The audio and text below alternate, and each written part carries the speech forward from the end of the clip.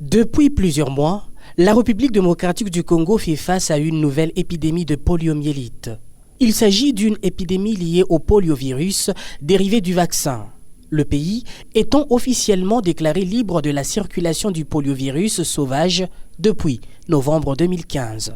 L'infection par la polio survient lorsque le virus pénètre dans le corps, par la bouche, se multiplie dans la gorge et dans l'intestin, et se propage par l'intermédiaire du sang au système nerveux central. À ce stade, le virus attaque les cellules nerveuses, ce qui peut entraîner une paralysie irréversible et dont la médecine n'y peut rien.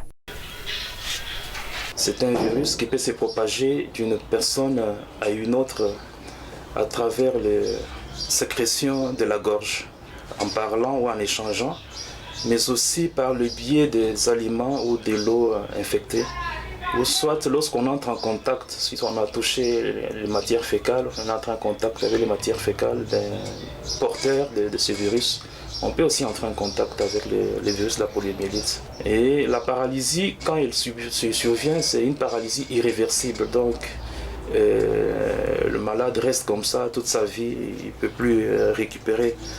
Avec cette atteinte des jambes, il ne peut plus se mouvoir. Donc il faudra lui trouver soit un vélo adapté par rapport à cette situation.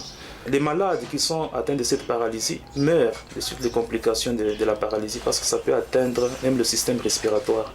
Et quand il n'y a plus échange des gaz entre l'oxygène et le gaz carbonique, le malade peut mourir de suite du manque d'oxygène.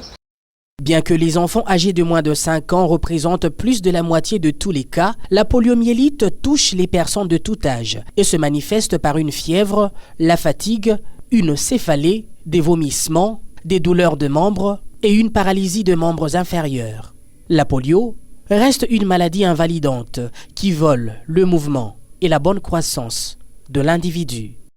C'est une maladie invalidante. Imaginez-vous quelqu'un qui grandit paralysé. Il ne va pas se mouvoir, comment va-t-il pourvoir à ses besoins, comment va-t-il travailler? Et même dans la société aussi, il y a le risque de moquerie des gens, et ainsi de suite. Avant la vaccination, la poliomyélite était l'une des maladies de l'enfance les plus redoutées. Elle touchait chaque année plus de 600 000 enfants. C'est ainsi que l'Organisation mondiale de la santé avait lancé en 1988 l'initiative mondiale pour l'éradication de la poliomyélite basée sur la vaccination de tous les enfants du globe. En République démocratique du Congo, il y a quand même des avancées significatives en matière de la vaccination contre la polio. La prévention, généralement, se base sur l'hygiène de base. Nous devons toujours prendre soin de ce que nous mangeons, de ce que nous buvons. Et dans le cadre de la poliomyélite, il y a des vaccins qui sont donnés aux malades. À la naissance déjà, à la maternité, on donne la première dose de polio oral. On appelle le vaccin, est appelé le VPO, vaccin polio oral. On donne la première dose dès la naissance, la première dose qu'on administre à l'hôpital.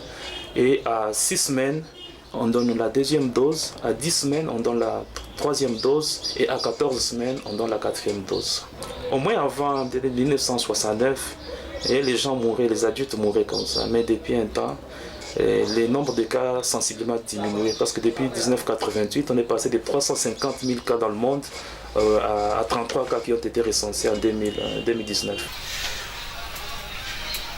Il convient de rappeler qu'en RDC, les campagnes de vaccination contre la poliomyélite sont financées à travers l'OMS et l'UNICEF par la fondation du couple américain Bill et Melinda Gates, le CDC Atlanta, l'USAID, le Rotary International, les gouvernements du Japon et de l'Allemagne.